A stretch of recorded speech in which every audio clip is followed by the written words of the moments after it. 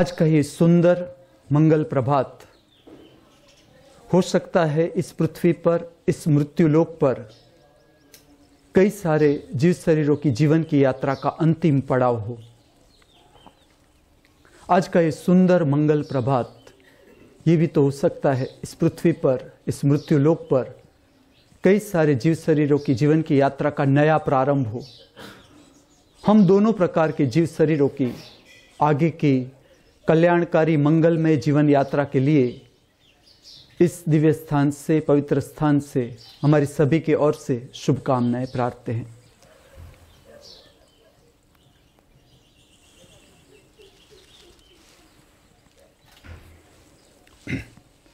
The school of divine arts में नृत्य कला का धर्म के साथ का संबंध, आध्यात्म के साथ का संबंध, इस विषय पर आगे बात करूंगा।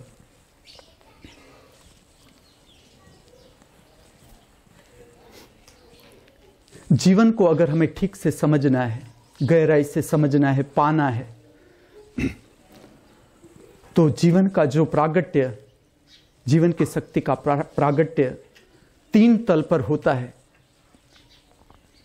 उससे ठीक से परिचय बनाना जरूरी है।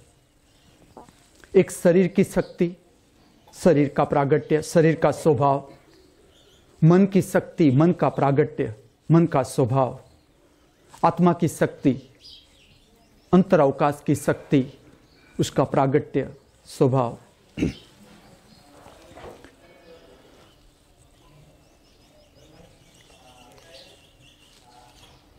शरीर और आत्मा, शरीर और अवकाश प्रतिपल विकासमान है, प्रतिपल, और उसका स्वभाव है वर्तमान में होना, रहना। और मन अपेक्षा सदा वर्तमान से दूर, कुछ पाने की अपेक्षा, मन का अर्थ है कुछ पाने की अपेक्षा। जब तुम्हें जीवन को ठीक से जानना हो तो इस प्रक्रिया पर तुम्हें जोर देना पड़ेगा, समझना पड़ेगा। एक है कि जो शक्ति जरूरत से ज्यादा है, शरीर के लिए भी, मन के लिए भी, वो जीवन में बोझ पैदा करती है, धीरे धीरे बोझ पैदा करती है। विचार जो बनते हैं हमारे भीतर, हमें समझना है, उसका अर्थ है, विचार का अर्थ है, विचार का बनने का अर्थ ही है कि भीतर शक्ति जरूरत से ज्यादा है। तो जो जरूरत से ज्यादा शक्ति है उसे किस तरह से बाहर फेंकना, किस तरह से मुक्त करना, शरीर को भी, मन को भी। तो इसके लिए जो जरूरी है वो है, एक तो आपके शरीर का जो स्वभाव है, आपकी शरीर की उम्र है, उसके अनुसार एक तो आपको खोजनी है एक्सरसाइज, सुबह शाम एक एक्सरसाइज खोजनी है। फिर मन की जो ऐसी शक्ति है जो बोझ बन जाती है भीतर, उसके लिए तुम्हें समझना है कैथारसिस प्रक्रियाएं, रेचन प्रक्रियाएं, जिससे विचारों की शक्ति को बाहर फेंका जाए। और मैं ये बात आपको बारंबार कहूंगा कि आज का जो समय है, इस पृथ्वी का जो आज का समय है, वो एक तो है मल्टी कल्चरल, जिसमें बहुत सारे कल्चर, संस्कृतियां का प्रभाव मनुष्य के मन के ऊपर आ रहा है। और आज जितनी वातावरण में महत्वाकांक्षा की तरंगे है, बोझ की तरंगे है, घृणा तिरस्कार की तरंगे है, नकारात्मक तरंगे है, बीमार तरंगे है, अस्वस्थ तरंगे है, विक्षिप्त तरंगे, इतनी तरंगे आज से पहले न थी। तो आज के मनुष्य को अगर जीवन को ठीक से जीना है, समझना है, शांतिपूर्ण जीवन जीने की कला को सीखना है, तो उसे परिचित होना पड़ेगा तीन बातों से कि शरीर के लिए कौन सी एक्सरसाइज ऐसी जरूरी है जिससे शरीर पूरा का पूरा उसका उपयोग हो जाए शरीर का, पैर के अंगूठे से लेकर मस्तिष्क तक की। दूसरी जो प्रक्रिया है वो है कैथारसिस रिएक्शंस, रेचन प्रक्रिया है कि भीतर का जो बोझ है, बोझ लगता है, जीवन भार भार लगता है भीतर से, चिंता का अनुभव होता है, भय का अनुभव होता है, जीवन जीने का मजा नहीं आ रहा, जीवन बोझ लगता है। ऐसी जो बोझिल शक्ति है हमारे भीतर, भारे भरकम शक्ति है, उसको किस तरह से बाहर फेंकना। और नृत्य का विज्ञान, नृत्य का अर्थ है शरीर को गति में लाना। नृत्य का इतना ही अर्थ है, शरीर को गति में लाना।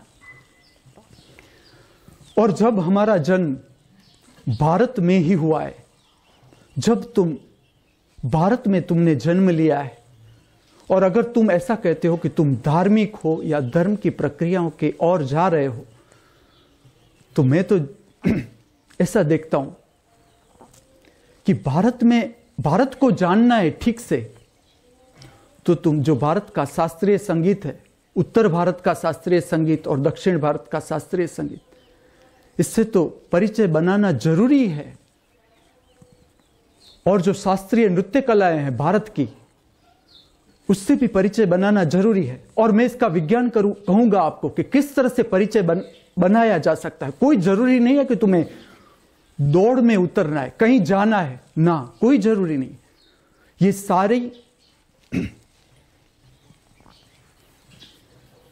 ये सारा जो प्रागट्य है नृत्य का, वो हर एक मनुष्य में होता ही है।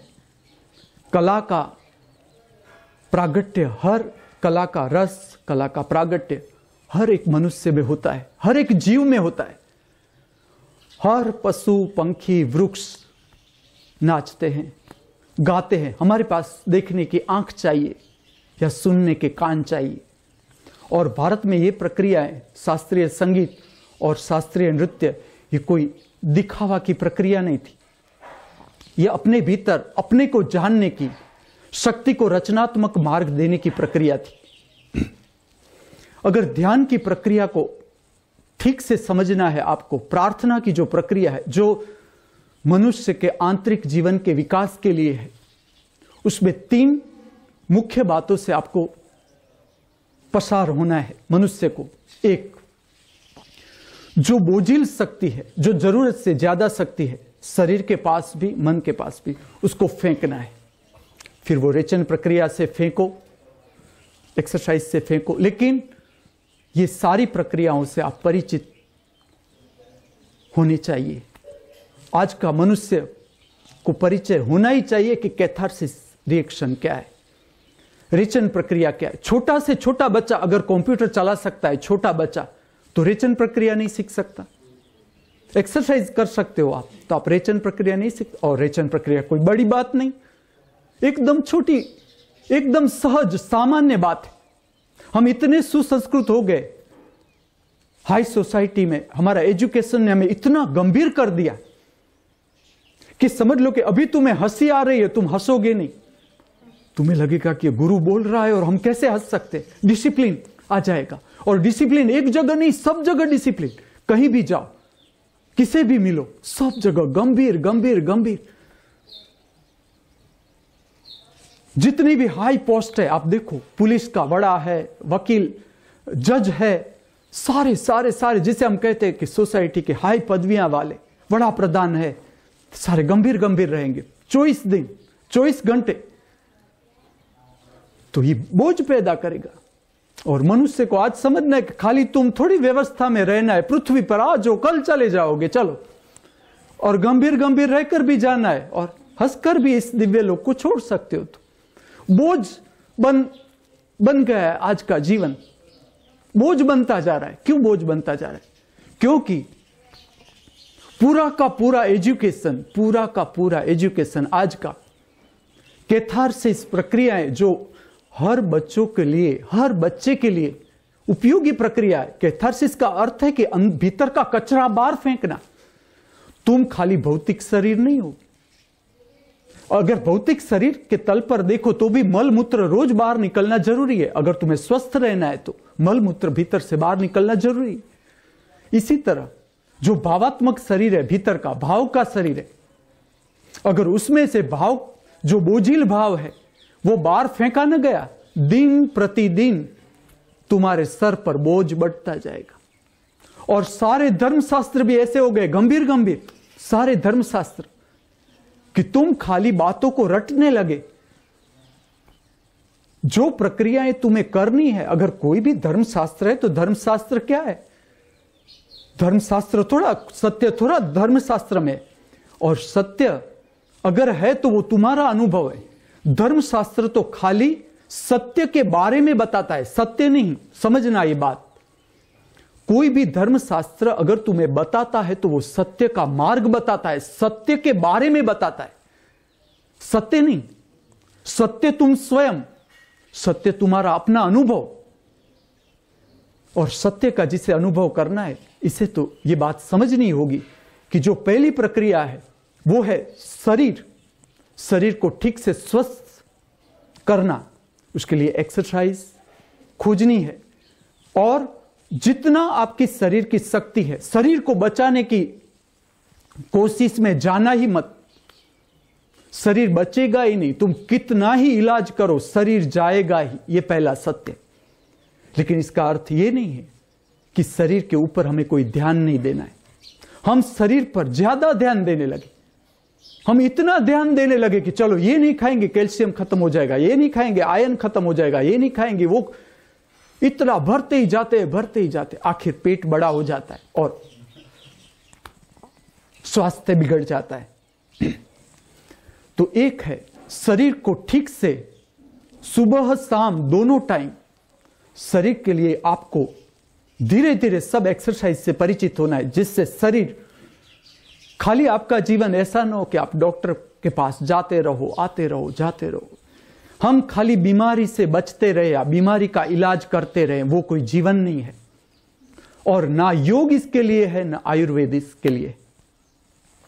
और हर एक को अपने को खोजना है कि खुद के लिए कौन सी एक्सरसाइज सुबह शाम जरूरी है, ताकि शरीर ठीक से प्रज्वलित हो सके।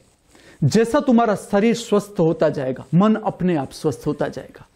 दूसरी जो प्रक्रिया है वो है मन के साथ की जो प्रक्रिया है, वो मन की जो बोझिल शक्तियां है उसको रेचन के मार्ग से, रेचन की अलग अलग प्रक्रियाओं से जो भारे शक्ति है भीतर की, उसे बाहर फेंक देना।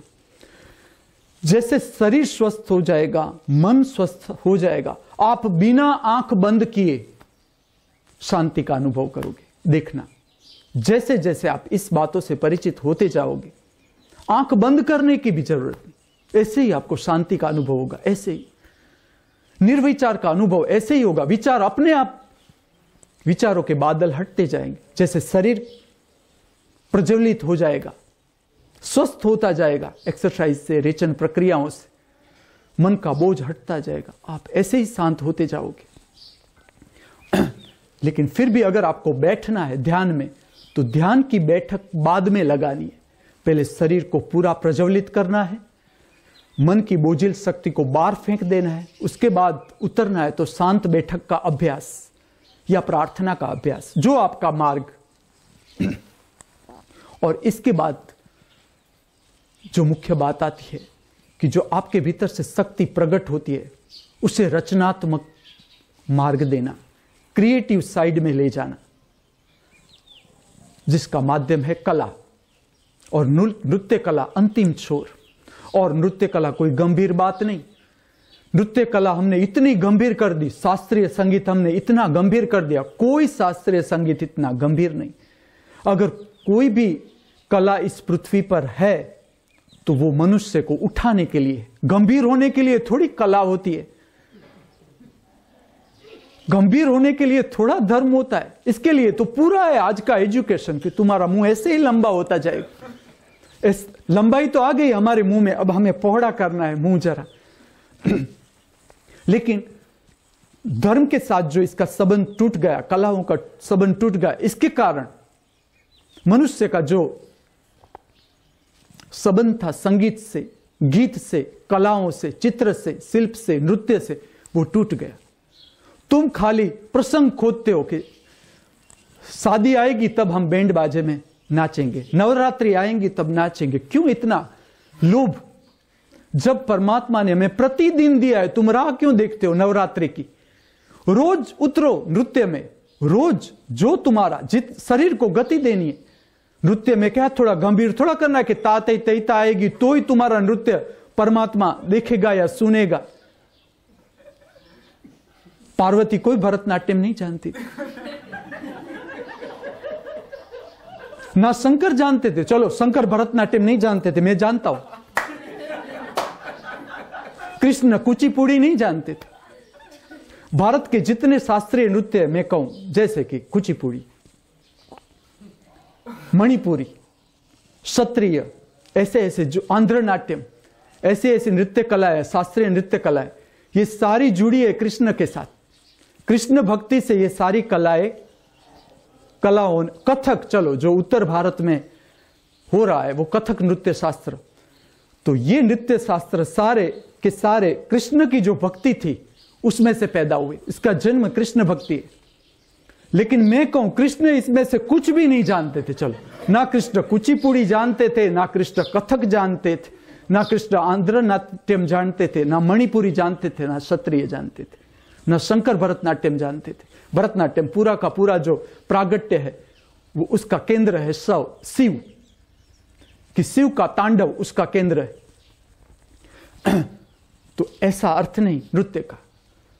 नृत्य का अर्थ है तुम्हारे भीतर शरीर जब गतिमय होता है, तुम ऐसा समझो कि तुम एक कव्वाली सुन रहे हो, है अगर दुश्मन जमाना, गम नहीं, कोई आए कोई, हम किसी से कम नहीं।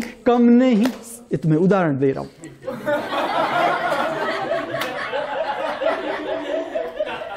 या ऐसा गाना जब सुनते हो, खई के पान बनारस वाला, खुली जाए बंद अकल का ताला, या डफली वाले डफली बजा,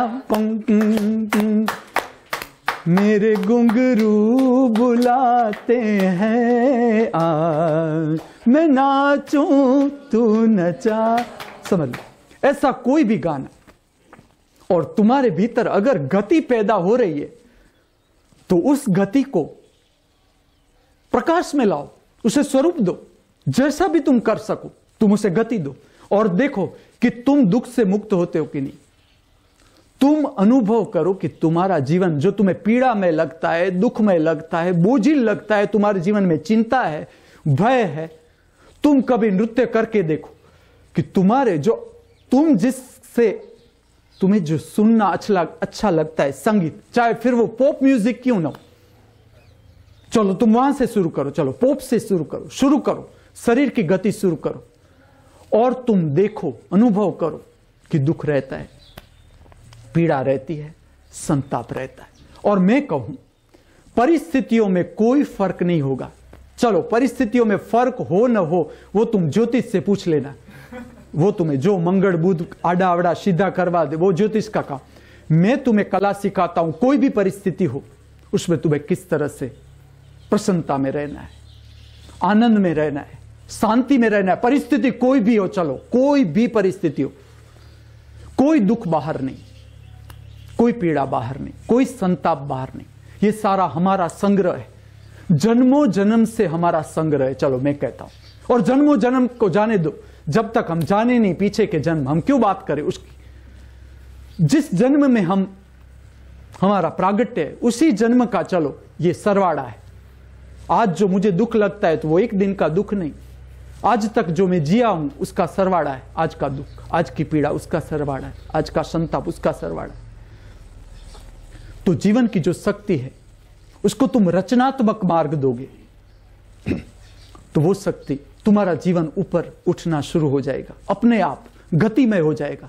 तुम्हें लगता है कि जीवन में गति नहीं आ रही है, तो इसका इतना ही अर्थ है कि तुम्हारे जीवन में से रचनात्मकता पूरी हो गई, और रचनात्मकता का अर्थ नहीं है कि तुम्हें राष्ट्रपति अवार्ड के लिए कई फॉर्म भरना है।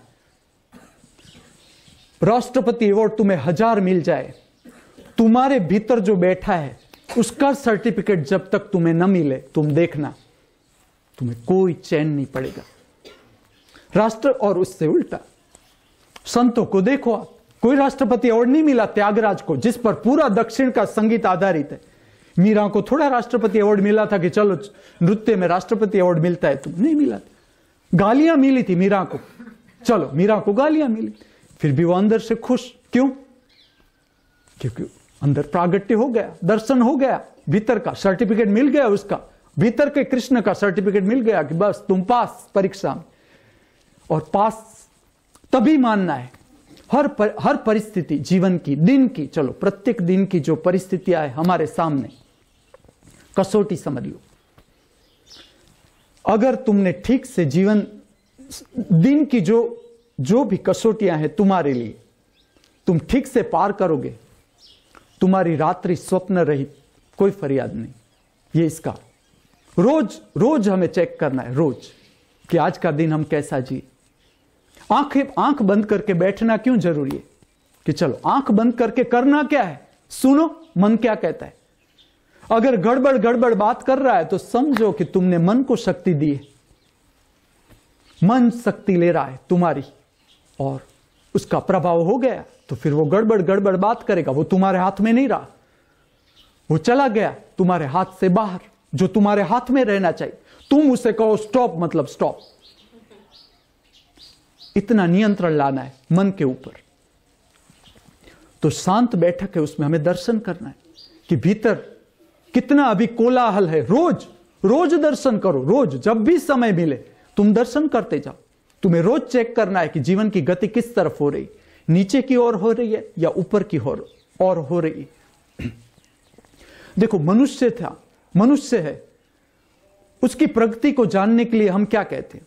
चलो मनुष्य रॉकेट लेकर आकाश में उड़ा, ये किया, इतने अस्पताल, विज्ञान में ये खोज की। अगर तुम्हें पूछा जाए कि चलो मनुष्य ने प्रगति की है, उसका क्या प्रमाण है, तो तुम सारे भौतिक प्रमाण दोगे। देखो बाहर के कि रॉकेट लेकर चंद्र पर चला गया, ये तो बाहर के सारे प्रमाण है। इसके साथ साथ देखते जाओ आप कि मनुष्य इतने समय से पृथ्वी पर है। चलो आज कितनी देश की सीमाएं हम मिटा सके मनुष्य को एजुकेटेड करके। देखो इतने धर्म इस पृथ्वी पर। आप पूछो अपने से कि धर्म मनुष्य को मनुष्य से तोड़ता है या मनुष्य को मनुष्य से जोड़ता है? अगर हम एजुकेटेड हो रहे हैं तो हम श्रद्धा आस्था से भरते जाएंगे।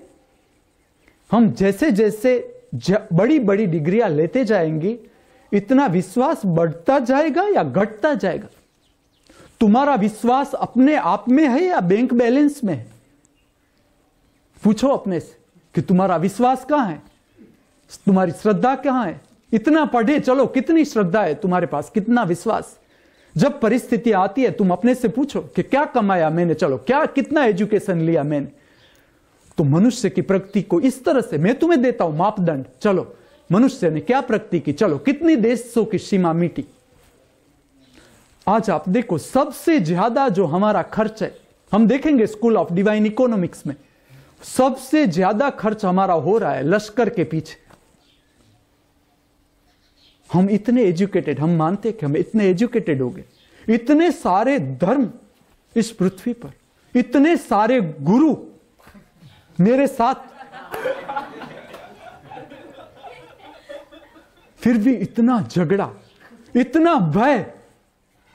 अगर धर्म ठीक से विकसित होगा इस पृथ्वी पर, शिक्षण अगर ठीक से रूप लेगा, तो मैं कहता हूं कि एक भी पुलिस चौकी रहनी संभव नहीं है। पुलिस की जरूरत ही नहीं, वकील की जरूरत नहीं है, चलो तुम्हारे डॉक्टर की जरूरत नहीं। अगर ठीक से हमारा जीवन अगर हम उठा सके, मनुष्य अगर ठीक से जीवन को समझ ले, तो ये परिणाम होंगे। देश डरेगा नहीं एक दूसरे से। तुम्हारा जब किसी से प्रेम हो जाता है, हृदय से प्रेम हो जाता है, तुम देखना तुम लुटाने को तैयार हो जाओगे। वो तुम्हारे पास से एक चीज मांगेगा, तुम 5 दे दोगे। चलो देखना और सबके पास प्रेम का अनुभव है, सबने किया है, सबने किया है। तो ये मनुष्य की प्रोग्रेस, उसका मापदंड देता हूं। मनुष्य की प्रोग्रेस का अगर आपको ठीक से उसका मापदंड लेना हो तो कला ले लो कि कला में मनुष्य ने कितनी प्रोग्रेस की। चलो, मनुष्य की कलाएं कहां पहुंची, आज इतना सुसंस्कृत मनुष्य हो गया, चलो कला कहां पहुंची, उसका कारण है। मैं क्यों ये मापदंड देता हूं? क्योंकि कला का संबंध है हृदय, तुम्हारा भाव। अब देखो, तुम्हारे जो भाव, आज हम इतने जड़ हो गए। भाव मतलब प्राइस। इकोनॉमिक्स स्टूडेंट हैं हम, पीएचडी किया है। भाव मतलब वैल्यू। हमें यह पता ही नहीं कि प्रेम प्रकट होता है भीतर, आनंद प्रकट होता है, प्रसन्नता प्रकट होती है। अगर इतनी डिग्रियां हम ले रहे हैं तो ले किसके लिए?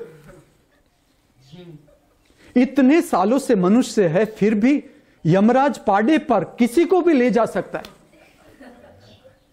ऐसा हम नहीं कह सकते कि चलो अमेरिका का प्रमुख हो गया तो अब उसे यमराज नहीं ले जा सकता ना। यमराज की पहली आंख ही प्रमुख पर होती है कि हां, देखता हूं कितनी शक्ति तूने पाई है, या बड़ा प्रधान पर होती है कि चलो कितनी शक्ति तुमने पाई पहले से, क्योंकि वो तो राजा को लेकर, वो तो कितने राजा को ले गया आज तक, अमीरों को ले गया, तो उसके पास तो पूरी उसकी स्किल है कि जितने तुम अमीर होते जाओ, तुम प्रख्यात होते जाओ, यमराज मुस्कुराता है कि देखता हूं चलो कितनी ताकत तुमने पाई। वो खींच ही जाता है, यमराज जीत ही जाता है हमारे सामने। तो मैं आपको ऐसी स्किल बताना चाहता हूं कि यमराज न जीते, हम डरे नहीं मृत्यु से, हम मृत्यु को जाने। मनुष्य आज तक जो कर रहा है, क्या कर रहा है? चलो विज्ञान तुम खोदते जा रहे हो, खोदते जा रहे हो, अंधे हो गए चौपड़ी पट पट के, रात को जाग जाग के वैज्ञानिक दवाएं खोदता जाता है, खोदता, और बीमारियां बढ़ती जाती है, बढ़ती। तुम ठीक से अभ्यास करोगे तो इसका मुख्य केंद्र है तुम्हारे भीतर का भय। भय दूर नहीं होता। देखो, उम्र के साथ साथ भय तिरोहित होना चाहिए। अगर हम ठीक से जी रहे हैं तो परिणाम क्या होंगे? चलो, तुम ठीक से अगर जी रहे हो, तुम्हारा जीवन अगर तुम ठीक से जी रहे हो, और ये कोई बड़ी बात नहीं, ठीक से जीना मतलब तुम्हें लगता होगा कि क्या वेद उल्टाना होगा, क्या उपनिषद जानना होगा, कुरान गीता, कोई जरूरत नहीं। मैं तुम्हें कहता हूं कोई जरूरत नहीं। चलो, एक भी अक्षर पढ़ने की जरूरत नहीं तुम्हें। हां, तुम्हारा अगर रस है तो फिर पढ़ो। जब तुम पूर्ण स्वास्थ्य प्राप्त कर लो, ऐसा स्वास्थ्य, ऐसी स्वस्थता कि कोई परिस्थिति तुम्हें हिला न सके, कोई दुख तुम्हें हिला न सके, न पीड़ा न संताप। और अगर हिला सके तो तुम्हारे भीतर समझ होनी चाहिए कि ये दुख मुझे क्यों हिला रहा है, ये परिस्थिति मुझे क्यों हिला रही। इसका विज्ञान तुम्हें पता होना चाहिए कि इसके कारण मैं हिल रहा हूं। मैं जो प्रक्रिया बताता हूं, आप वास्तविक जीवन में करके देखना। वास्तविक जीवन में जब आप चिंता से गिर जाओ, चिंता तुम्हारे आसपास आ जाए, भय तुम्हारे आसपास आ जाए, तब जो प्रक्रियाओं में से मैं तुम्हें ले जा रहा हूं, तुम उसका उपयोग करके देखना। और कोई गंभीर प्रक्रिया है नहीं, सामान्य प्रक्रिया, लेकिन शरीर की गति, शरीर को गति में लाना जरूरी है, शरीर को गति में करना जरूरी है। क्योंकि आज हम इतने पढ़ के एजुकेटेड होते होते धर्म के भी इतने भारे भरकम लेक्चर सुनते सुनते सुनते हम इतने गंभीर हो गए, हमारा शरीर इतना जड़ हो गया है, जड़ होता जा रहा है। मैं तुम्हें एक बात कहता हूं, जितना तुम ठीक से जियोगे, तुम प्रतिदिन तुम्हारा शरीर अलग निखार पाओगे। तुम वृद्धत्व में युवानी से ज्यादा शक्ति अनुभव करोगे भीतर, कम नहीं, क्योंकि वृद्धत्व ऊंचाई है। अगर तुम्हें लगता है कि वृद्धत्व में तुम डल जा रहे हो तो उसका अर्थ है कि तुम कुछ चूक रहे हो। समझना, वृद्धत्व में डल होना संभव ही नहीं। अगर तुम ठीक से जीवन को समझते जाओगे, तुम ऊपर ऊपरते जाओगे। शिखर है और ऊपर जाने की प्रक्रिया है जीवन। अगर तुम्हें लगे कि डलनेस बढ़ रही है वृद्धत्व में, तो उसका इतना ही कारण है कि तुम कुछ सत्य, उसको जानने को चूक रहे हो। जैसे जैसे तुम सत्य से परिचित होते जाओगे, सत्य को हम पास में रख दे, हमें असत्य को जान ले, क्योंकि असत्य ही हमें हैरान करता है। विचार, जीवन के 3 असत्य, विचार, भाव, शरीर की संवेदना, ये 3 असत्य। असत्य का अर्थ क्या? अभी एक रूप है, एक क्षण में रूप बदल लेगा। चलो मैं 3 गिनाता हूं, तुम्हें देखो। विचार, तुम नक्की नहीं कर सकते, चलो तुम्हारा ही मन है, 1 मिनट के बाद तुम्हारे भीतर कौन सा विचार जन्म लेगा तुम्हें पता नहीं। ये तुम्हारे, जिस पर तुम्हारा जीवन आधारित है, जिस मन पर, वो ऐसा मन, चलो तुम्हारा ही मन है, तुम्हें पता नहीं क्या विचार खड़ा कर देगा। भाव, पता नहीं कि अभी प्रेम है, कभी तिरस्कार आ जाएगा, पता नहीं, तुम्हें पता नहीं चलो कि तिरस्कार कब आ जाएगा, पता नहीं, लेकिन तुम ऐसे भाव पर, भाव के पीछे अंधे होकर दौड़ते। शरीर की संवेदना कब बदल जाती है पता नहीं, क्योंकि 3 असत्य एक दूसरे के साथ है, अलग अलग भी नहीं। तीनों का इतना बनता है, वो प्रतिपल साथ में ही रहते, तीनों भाई बंद साथ में ही रहते, और तीनों मिलकर हमें सताते। तो हमें असत्य को जान लेना है, सत्य आप अपने आप जान जाओगे। क्योंकि मैं कुछ भी कहूं, कुछ भी तुम्हें कहूं, लेकिन वो सत्य के आसपास होगा, सत्य नहीं। सत्य तुम्हारा अपना अनुभव, सत्य अनुभव की बात, सत्य चर्चा की बात ही नहीं। तो सत्य को जानने के लिए जो जीवन की शक्ति है, उसे रचनात्मक मार्ग की ओर ले जाना है। और फिर से मैं ये बात याद करवा दूं, पहले बोझिल शक्ति को बाहर फेंकना है, शरीर की, मन की बाहर फेंक दो।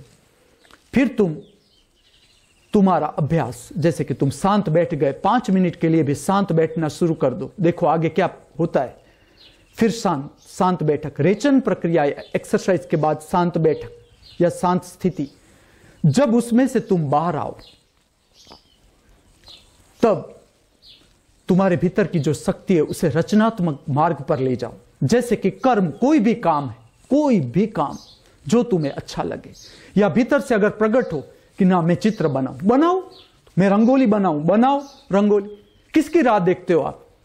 सर्टिफिकेट की राह देखते हो? आप स्वयं राजी होके देखो। आप पहले आप राजी हो और आप अपने को राजी होते देखो।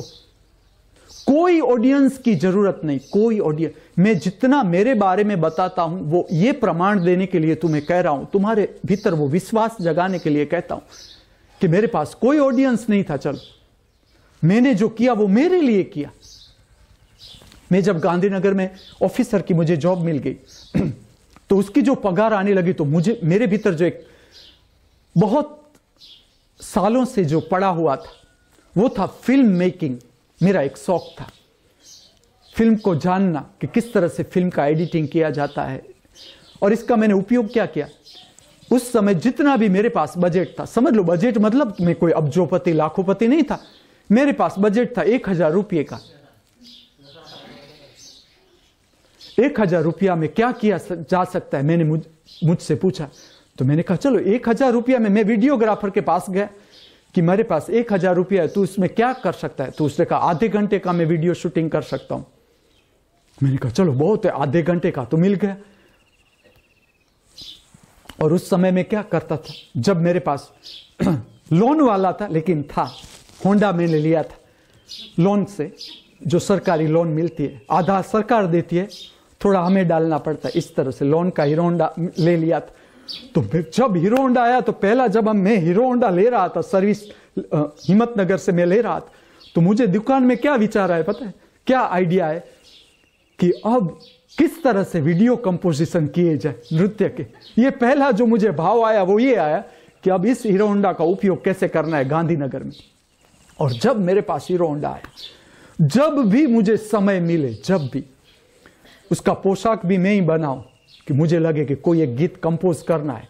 जरूरी नहीं कि हर समय में वीडियोग्राफर, इतना पैसा नहीं था, लेकिन जैसा मुझे लगे कि ये प्रकृति है और इसमें ऐसा गीत कंपोज किया जा सकता है, जैसे कि जननन जननन जननन बाजे पायलियां, तो उसका कॉस्ट्यूम कैसा होना चाहिए, समझ लो कि ये गाना है तो उसका कॉस्ट्यूम कैसा होना चाहिए। मैं तुम्हें ये याद करवाऊंगा कि नृत्य में आप देखना, नृत्य कला जो है भारत की, वो नृत्य कला जो आध्यात्म के साथ जुड़ी है, इसमें सब जुड़ जाता है। अगर आप ठीक से कला को समझो तो इसमें सारी कलाएं जुड़ जाती है। समझ लो कि ये नृत्य मुझे प्रकृति में ले जाना था। ये नृत्य मैं उदाहरण देता हूं कि ऐसा नृत्य है तो उसमें कैसा कॉस्ट्यूम चाहिए, तो अंदर से तो बहुत बहुत आते हैं कि इस तरह का होना चाहिए, इस तरह का। फिर आ जाता है budget, school of divine economics, BA में एमबीए मैनेजमेंट, कि चलो इतना रुपया तो इसमें से क्या खरीदा जा सकता है। तो खरीदा तो नहीं जा सकता था, लेकिन मेरे पास पुराने कपड़े थे। पुराने कपड़ों में क्या था, धोती और ऊपर के अलग अलग शर्ट, तो मैंने रंगवा दिए उसको लाल पीड़ा।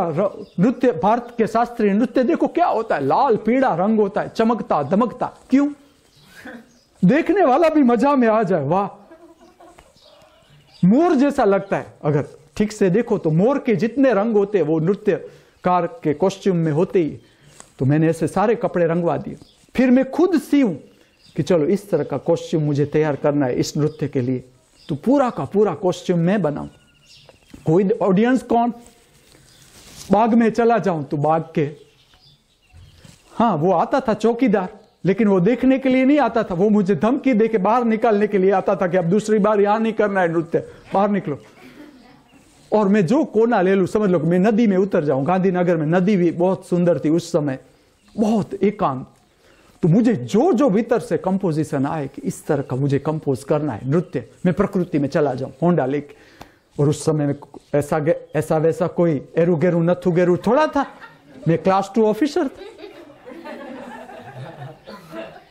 सेक्शन ऑफिसर सचिवालय का।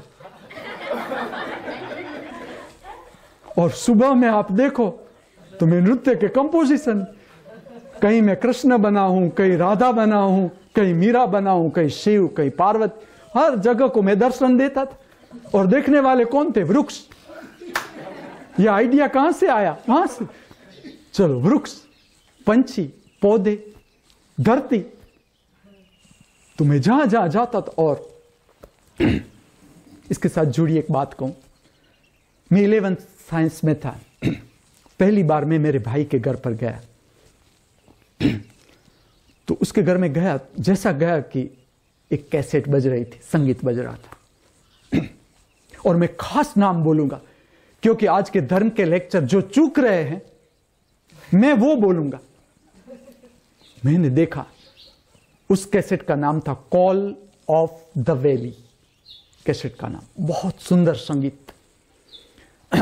भारत के 3 शास्त्रीय संगीतकार, हरिप्रसाद चौरसिया बांसुरी वादन, शिव कुमार शर्मा संतूर, ब्रिजभूषण काबरा गिटार, ये तीनों ने मिलकर ये कैसेट उतारी है संगीत की। सुनने जैसी कैसेट है। हम यहां तो उसको प्राधान्य देते ही है, लेकिन मैं नाम भी बोल देता हूं कि अगर आपको लेनी हो तो कॉल ऑफ द वैली, ऐसा उसका संगीत है। संगीतमय है, पूरे की पूरी कैसेट है संगीतमय है, लेकिन बहुत सुंदर कंपोजिशन। और जाकिर हुसैन के तबले हैं उसमें, रिदम जाकिर हुसैन का है, अति सुंदर रिदम। इसमें ऐसे राग है जैसे कि भूप, आहिर भैरव, किरवाणी, देश, ये राग के नाम है। इसके साथ भी बहुत बड़ा विज्ञान है, लेकिन मैं अभी तो राग का नाम बोलता हूं और देखना कि आगे क्या प्रकट हो जाता है, क्योंकि ये बात मैं इसीलिए कह रहा हूं। देखना 11th साइंस में मैंने ये कैसेट सुनी और पहली बार जैसे ही मैंने सुना, भूप राग था, इस तरह का राग था, टिंग टंग टंग टंग टंग टंग,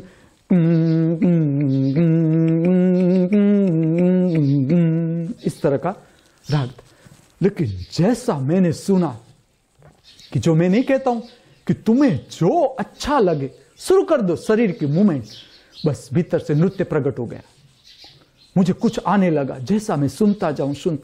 और जितनी बार सुना उस वक्त तो मुझे पता न चले कि इसको किस तरह से उपयोग करना है, लेकिन भीतर से कुछ अलौकिक तरंग मुझे छुए कि ना कुछ करना है, इसमें कुछ करना है, इतना पता चले कि कुछ करना है। लेकिन उस वक्त पता न चले क्या करना है। अब देखो क्या होता है कि ये मेरी उम्र होगी 16 साल के आसपास की उम्र होगी जब मैं ऑफिसर हुआ और होंडा ले लिया था। उस समय मेरी उम्र थी 27 ईयर्स, 27 साल। तो कितना हुए? 10 साल हुए, 11 साल। 11 साल के बाद ये सारे कंपोजिशंस मुझसे प्रकट हो गए। जब मैं उसके पास गया, उसने कहा कि आधे घंटे का मैं तुम्हें वीडियोग्राफी कर दे सकता हूं। मैंने उससे कहा कि मुझे ये बाग में करना है, सरिता उद्यान बाग का नाम था, गांधीनगर के बाग का नाम था सरिता उद्यान। बहुत उस समय इतनी गिरदी भी नहीं रहती थी सुबह में। तो मैंने मेरे भाई को ले लिया कि तुम जरा टैप बंद चालू करना। ये भी मैं इसलिए कह रहा हूं। और एक वीडियोग्राफर था, वो उसका अपना साथी ले आया था, मैं मेरे भाई को ले गया था। मैंने कहा आज तू वो सुबह में कसरत करता था, मैं कहा छोड़ दे आज कसरत, तू मेरे साथ चल, तुझे टैप चालू बंद करनी है। इसमें इतने राग थे। अब मुझे क्या करना पड़े कि उसके पास उसने मुझे आधा घंटा दिया था। देखो ये कि मैं ज्यादा नहीं ठहर सकता, तो मेरे पास तो इतना लोभ कि मैं आधे घंटे का किस तरह से मैक्सिमम उपयोग करूं। मैंने मेरे भाई को समझाया था, देख तुझे टैप चालू करनी है, बंद करनी है, ठीक से जैसा कंपोजिशन पूरा हो बंद करना है तुरंत। आप यहां देखते होंगे कि मैं कितने समय में दूसरा नृत्य उठा लेता हूं, ये यहां से जुड़ा है इसका विज्ञान। और वो वीडियोग्राफर की आशीर्वाद से कि मैं इतना स्पीड में था कि ना ये कंपोजिशन रह जाना नहीं चाहिए। उसमें ऐसा हुआ कि ये कंपोजिशन था, उसके साथ मेरा एक और लोभ जुड़ गया, वो था तराना। कोई भी नृत्य बिना तराना के खत्म हो वो मैं नहीं चाहता था, क्योंकि वो नृत्य का विज्ञान है। मैं तो नृत्य के विज्ञान पर काम कर रहा था, तो मुझे लगता था ना। और वो तराना भी था भारत के बहुत, मैं नाम बोल देता हूं, नाम अच्छा है, तुम्हें मजा आएगा। भक्ति मार्ग ले जाने वाला, भक्ति मार्ग की ओर ले जाने वाला नाम, गोपी कृष्ण नाम ही उसका था, गोपी कृष्ण। और ऐसा नृत्यकार भारत में आज तक तो नहीं आया। वो इनबॉर्न नृत्यकार, भीतर से नृत्यकार ही था। तो इसका एक कंपोजिशन था सोहनी राग में, वो भी गा देता हूं। न दिल तुम दिल दीन तना, ये भी हम लेते हैं, यहां लेते, लेकिन इस पे क्या है कि टैप की आवाज ऊंची नीची है। क्योंकि उस समय वो क्या है, रोल वाली टैप थी, क्या कहते हैं उसे आप, रोल, समझ गए ना, रोल वाली टैप। तो वो मैंने बजाते वो कब खत्म ही हो गई। बाद में मेरा होश आया मुझे कि ये तो अब दूसरी नहीं मिलेगी, कैसेट एक ही थी। उस समय गुजरात में वो एक ही कैसेट थी, वो मेरा भाई ने मुझे प्रेजेंट दिया था कि तुझे नृत्य का शौक है, ले ले कथक का कैसेट। तो मैंने उससे, मुझे तराना करना था, तो मैंने मेरे भाई को समझाया, देख 1 सेकंड बिगाड़नी नहीं है तुझे, जैसा राग खत्म हो ठक कर से बंद, दूसरा उठाओ, इस तरह से। और मैंने कहा कि आधे घंटे में अगर वो घुस जाए तराना, तो तराना भी मैं ले सकता। लेकिन हम उधर गए, मैंने देखा वीडियोग्राफर माइल्ड हो गया था। मैंने कहा कोई बात नहीं, तराना हो सकता है, क्योंकि तराना आधे घंटे से ऊपर जा रहा था। लेकिन जब आप समझ सकते हो कि आखिर वीडियोग्राफर एक कलाकार तो है ही, भले ना वो मैरिज का, उसने कहा मुझे कि मैंने तो मैरिज के फोटो, मैंने कहा कोई बात नहीं, तू शास्त्रीय नृत्य भी देख ले चल। उसने, मैंने कहा तू आंख खुली रखना, क्योंकि मैंने ऐसे मेरे बहुत मित्र थे, समझ, बहुत कॉमेडी बात है कि कई बार मेरे जो मित्र थे, गांव के मित्र, वो वीडियोग्राफर हो गए। फिर मैं उससे पूछता था कैसा अनुभव है, कि और तो ठीक है, लेकिन जब वो मांसाहार वाला कोई आता है इनविटेशन की, उसमें वीडियोग्राफी करनी, अब वहां तो सारी वानगियां है, वो नॉनवेज वानगियां है। उधर जब हम जाते हैं, वो मुझे याद आया, इसलिए इसे जोड़ता हूं इस बात को। मेरा एक मित्र ही था, परम मित्र, और वो वीडियोग्राफर था। तो वो मुझे बताता कि ऐसे नॉनवेज वाले होते हैं, उसके पार्टी में हम जाते हैं, या उसकी शादी में जाते हैं, मुस्लिमों की शादी है उसमें जाते हैं, तो उसका जो होता है नॉनवेज ही होता है। तो मैं तो क्या करूं, आंख बंद कर दूं और फिर कैमरा घुमाऊं इस तरह। એટલે मुझे वो याद आ गया कि हाँ, ये शास्त्रीय नृत्य है। इसलिए तो मैंने प्रक्रिया का नाम रखा नृत्य सुदर्शनम प्रक्रिया। फिर भी ओशो वाले आते हैं, उसके आंखें बंद हो जाती है कि नृत्य में नाम रखा है नृत्य सुदर्शनम प्रक्रिया। नहीं तो आप देखोगे ही नहीं शास्त्रीय नृत्य, कौन देखेगा? क्योंकि कान तो आप बंद कर नहीं सकते, बाहर से बंद नहीं कर सकते, तो बाहर से शास्त्रीय संगीत तो अंदर जाएगा, लेकिन शास्त्रीय नृत्य बहुत रेयर है, उसमें भी आप आंख बंद कर देते। और राजू मुझे समझाता था, ओशो का परम भक्त, गोंडल का, गोंडलिया, राजू भाई गोंडलिया। कोई भी काम हो स्वामी जी मेरे पास आए जाए ना, आप पूरा तम्बाकू ऐसा करके करके वो आंखें बंद कर दे, फिर डोले। मैं उससे कहूं ये नृत्य सुदर्शन प्रक्रिया, पूरा अस्तित्व ओशो का लेक्चर। अब ओशो के आगे तो कौन गुरु उसकी दलील को खंडित कर सकता है। मैंने कहा चलो यहां मौन तो हो ही जाऊंगा मैं उससे कहूं कि नृत्य सुदर्शन प्रक्रिया, तू मुझसे प्यार कर रहा है इतना, तो आंख तो खुली रख, इसमें पूरा अस्तित्व नाच रहा है। सागर पूरा का पूरा लेक्चर मैंने उससे सुना। जहां तुम्हें लगे मैं ओशो के बारे में बोल रहा हूं या कोई उदाहरण दे रहा हूं, गुरजेफ का उदाहरण है या ओशो के लेक्चर में आया हुआ उदाहरण गुरुजी रिपीट कर रहे हैं, तो आप इतना ही जानना, कैसेट सुनने की कोई जरूरत नहीं। आप ओशो का कोई भी स्वामी जी रास्ते में मिल जाए तो वो गले तो लगा ही लेगा। अगर उसके गले में माला है, आप गले लग ही जाना। माता जी हो, पिताजी हो, उसका कोई, ओशो ने ये तो अच्छा ही कर दिया, चलो अच्छा ही। तो उसके पास से कोई भी उदाहरण मेरे भीतर चला गया है, तो ये जो मैं कहता हूं उसका अब शिष्यों से क्या छिपाना। राजू भाई गोंडलिया का कमाल, वो मुझे कहता है पूरा अस्तित्व नाच रहा है, देखो पंछी नाच रहे। आज के लेक्चर में जो शुरुआत की वो राजू भाई गोंडलिया का भेंट था, मुझे खोले ही नहीं आंख। मैं कहता हूं तू मेरे पास आया है, तू कम से कम अनुभव तो कर कि ये बात गलत है। हम कितना चूक जाते हैं, देखना आप, हम क्या चूक जाते। और कोई सन्यासी चूक जाता तो मुझे इतना पीड़ा भी नहीं होती। तुम ओशो के सन्यासी होकर इतने बंद, तुमने जीवन भर ओशो ने यह समझाने का प्रयत्न किया कि तुम खुलो। अनेक उदाहरणों से उसने तुम्हें खोलने का प्रयत्न किया। इतने सारे लेक्चर का इसका इतना अर्थ है कि ये मीरा का व्यक्तित्व, ये बुद्ध का व्यक्तित्व, ये जय कृष्णमूर्ति का व्यक्तित्व, ये मोहम्मद का व्यक्तित्व, ये उसका समझाने का ढंग था कि हर एक व्यक्ति का हर एक प्रागट्य, फिर भी तुम बंद। तुम कम से कम मेरे पास आए हो तो इतना तो अनुभव करो कि ये गुरु गलत कह रहा है।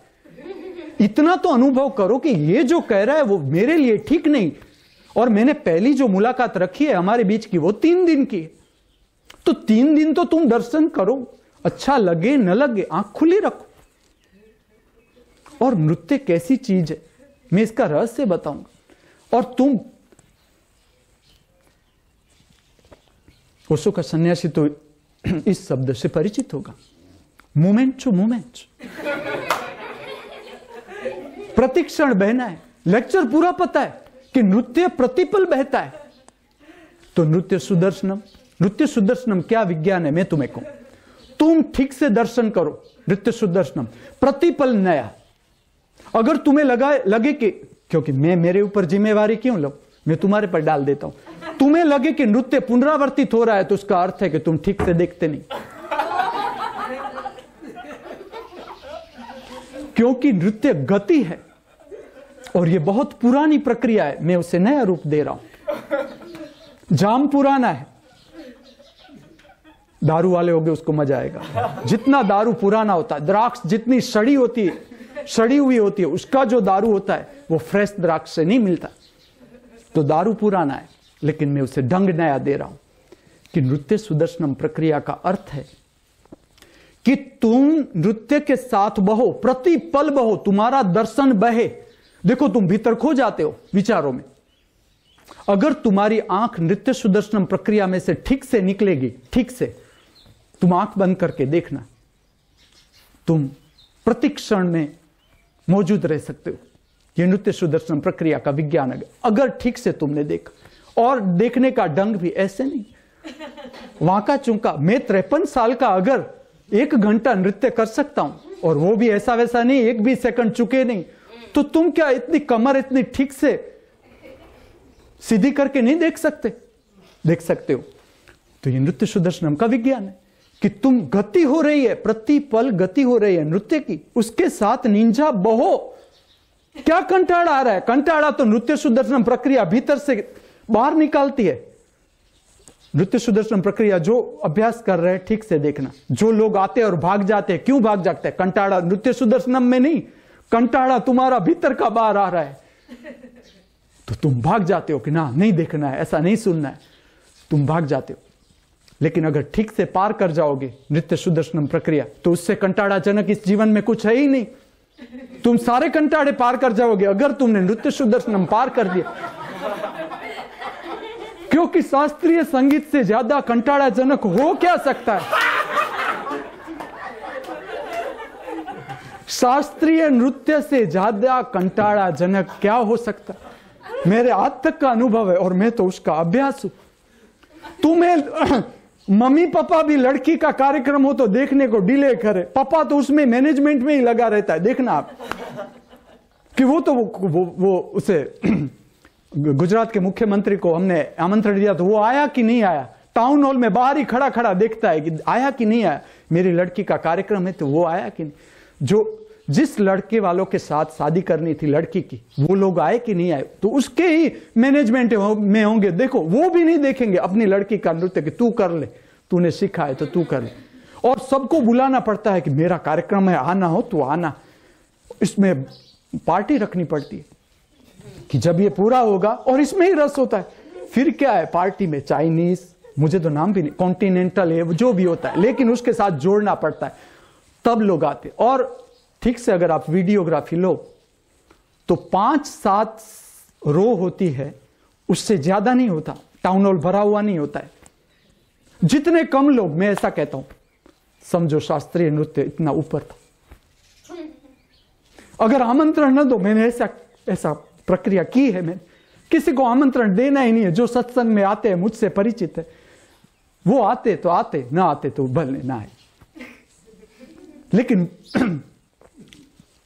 शास्त्रीय नृत्य, मेरा कहने का इतना है, मैं रिपीट करूं, शास्त्रीय संगीत से ज्यादा बोरिंग कुछ नहीं, शास्त्रीय नृत्य से ज्यादा बोरिंग कुछ नहीं। दर्शन में अगर आप दोनों में से निकल गए तो जीवन की कोई भी परिस्थिति आपको डगा नहीं सकती। कोई भी कंटाड़ा हो, पत्नी आपको हिला नहीं सकती, हर्षबंड आपका हंसना बंद नहीं कर सकता, पति आपको पता नहीं सकता। ये नित्य सुदर्शनम प्रक्रिया का विज्ञान।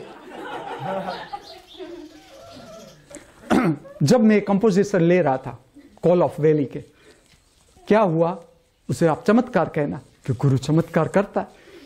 जैसे मैंने टेप चालू की, वीडियोग्राफर उसका दिखाओ भी, आज मुझे अनिल कपूर की स्टाइल करता था, वो अनिल कपूर जैसा रहने की दिखाने की ट्राई करता, सारी स्टाइल ऐसी अनिल कपूर जैसी, उसके सारा होता है ना, सारे हीरो, मजा आती है उसके साथ। उसका जो फ्रेंड था वो भी एक हीरो की स्टाइल में, दोनों को ले गए। मेरा भाई टेप पर, मैं नृत्य में। मैंने जल्दी जल्दी कॉस्ट्यूम, क्योंकि वो तो उसका टाइम गिने कि चलो 8 हुआ है, 8:30 में भी पूरा करना है। 7 बजे का समय था जब सूर्य प्रकट होता है, इसका विज्ञान ये था। और बहुत कुछ मिल जाता है जब सच में आप जाते हो इस नृत्य में। मैंने पूरी प्रक्रिया जब चालू की, नृत्य एक के बाद दूसरा, अलग अलग राग थे, और ये प्रकृति के राग है, मैं तुम्हें फिर से याद करवाऊंगा। शास्त्रीय संगीत पूरा का पूरा, भारत की सारी कलाएं जो धर्म के साथ जुड़ी थी, जो मंदिर में प्रकट हुई, उसका स्थान बंदगर नहीं था, उसका स्थान था प्रकृति। सारे प्रकृति में रहते थे, सब कलाकार प्रकृति से संपर्क में रहते। और मैं कई ऐसे राग जानता हूं जो किस पेड़ के नीचे किस संगीतकार को प्राप्त हुए, किस तरह के। तो ये प्रकृति का ही जादू था, मेरा नहीं। मैंने तो खाली एक प्रसंग खड़ा कर दिया था। क्या हुआ, वो भूल ही गया घड़ी देखना। मैं प्रमाणिक था कि ना, मैं तो उस, और मेरा तो इतना कंट्रोल था आगे भी कि जल्दी से कॉस्ट्यूम बदल के किस तरह से दूसरा नृत्य प्रकट कर देना है। और बगीचा, और वो भी हम गुस्से थे उस वक्त, चौकीदार नहीं होता, मैंने वो जान लिया। सुबह में कोई वेला उठता ही नहीं। सुबह में किसे अच्छा वेला उठना लगता है? गुरु भी उठ जाता है तो शिष्यों के भय के कारण, कि शिष्यों पर छाप क्या होगी। इसीलिए ये गुरु का मैं अंदर का बात बताता हूं। तो वो तो मुझे पता ही था और मेरे अनुभव थे कि मैं कोई भी बाग में चला जाऊं, उस वक्त कोई चौकीदार हाजिर नहीं था। तो मैंने सारे बाग में नृत्य किए जहां जहां मुझे अच्छा लगा। गवर्नमेंट के बाग हो तो भी मैं घुस जाऊं अंदर, क्योंकि वहां चौकीदार होता ही। तो मैं तो घुस गया इन लोगों को साथ में लेकर। जब चालू हुआ मैंने देखा, वीडियोग्राफर भूल गया कि आधे घंटे में के साथ कंडीशन की है कि 1000 रुपया आधा घंटा। आराम से चला, आराम से चला। मेरा भाई भी पहले तो विरोधी था कि उससे कहा मेरी एक्सरसाइज बाकी रह जाएगी। मैंने एक दिन तो तू चल मेरे लिए, तो मैं इस तरह से उसे ले गया था। लेकिन जब पूरा नृत्य हो गया, पूरा का पूरा, मेरा तराना भी आराम से हो गया। और वो भी कैसा कि अब बाग में नृत्य करना और बाग की लोकेशन, वो मुझे ऐसा कहे कि यहां सनलाइट नहीं आएगी। अब मैं जब पहले देखने गया हूं तो मैंने कहा, मुझे लगा है कि नहीं भूप राग यहां ठीक होगा। वो कहता है सनलाइट आएगी नहीं, बदलना होगा ये लोकेशन। तो वो मुझे कहे कि यहां नहीं, यहां करना पड़ेगा। अब उधर जितनी जगह वो वीडियोग्राफर मुझे दे, सनलाइट यहां आ सकती है, तुम्हारा फेस यहां आ सकता है, फिगर आ सकता है। तो इसके कारण मेरा तो ये अभ्यास था कि प्रकृति में नृत्य करना। तो कंकड़ हो, जमीन रफ हो, जैसी भी जमीन, मैंने उस तरह का नृत्य पूरा प्रकट कर दिया। तराना भी आराम से हो गया। फिर भी वो जाने का नाम न ले। ऐसा नहीं कि चलो आधा घंटा हो गया। फिर उसकी मेरे साथ बात भी हुई। उसने कहा कि मुझे इतना मजा पहली बार आया कि मैं तो ऐसा लगता था कि सुबह में आना, इस तरह के सारे शास्त्रीय संगीत पर आधारित शास्त्रीय नृत्य, उसका भी वीडियो कंपोज। मैंने पहले भी उसे बताया था, देख मेरा मित्र वीडियोग्राफर था और वो ऐसा करता था कि वीडियोग्राफी में वो आंखें बंद करके खाली कैमरा, ऐसा मत करना, क्योंकि मेरा फिगर मुझे चाहिए, पूरा का पूरा कंट्रोल चाहिए फिगर का, क्योंकि मेरा इसके साथ मेरा कुछ और अभ्यास है, तो ये तो तू मुझे कर ही देना। तो उसने जब पूरा हो गया तो कहा कि ना, मुझे कुछ अच्छा ही लगा। वो जाने का नाम ही न लगे। और तब तक चाय वाला भी आ गया था, तो मैंने उसे चाय भी पिलाई। वो 1000 से ऊपर की बात थी, फिर भी मैंने उसे चाय पिलाई और वो आराम से गया, प्रेम से गया। ऐसा नहीं कि मुझे भी ऐसा नहीं लगा कि मैंने उसके साथ कोई दगा किया हो। मैंने मित्रता से पूछा कि तुझे ज्यादा चाहिए, क्योंकि 1000 रुपया से ऊपर चला गया है टाइम। ना, उसने कहा 1000 ठीक है। फिर मेरे भाई ने भी बताया कि मुझे कुछ अलौकिक ही लगा। आज का जो भी अनुभव था मुझे अलौकिक लगा। और मेरे भीतर जो प्रक्रिया चालू हो गई, दर्शन चालू हो गया, वो हो गया प्रकृति मंदिर, नृत्य मंदिर। आप और मैं, हम सब मृत्यु लोक के यात्री हैं। आज नहीं तो कल हमें इस मृत्यु लोक को, पृथ्वी को छोड़कर जाना ही है। अगर जाना ही है तो क्यों हम हताश, निराश, संतापित हृदय के साथ लौटे? क्यों न हंसते हंसाते, नाचते गाते, परमात्मा के गुण गाते गाते इस दिव्य लोक से विदा हो? हर मनुष्य हंसता नाचता गाता इस पृथ्वी से विदा हो, इस भावना के साथ, इस प्रार्थना के साथ। मुझसे जो बोला, आपसे जिसने सुना, उस परम दृष्टा स्वरूप, परम साक्षी स्वरूप परमात्मा के चरणों में मैं मेरा वंदन अर्पण करता हूं। मेरा वंदन स्वीकार करे। अस्तु।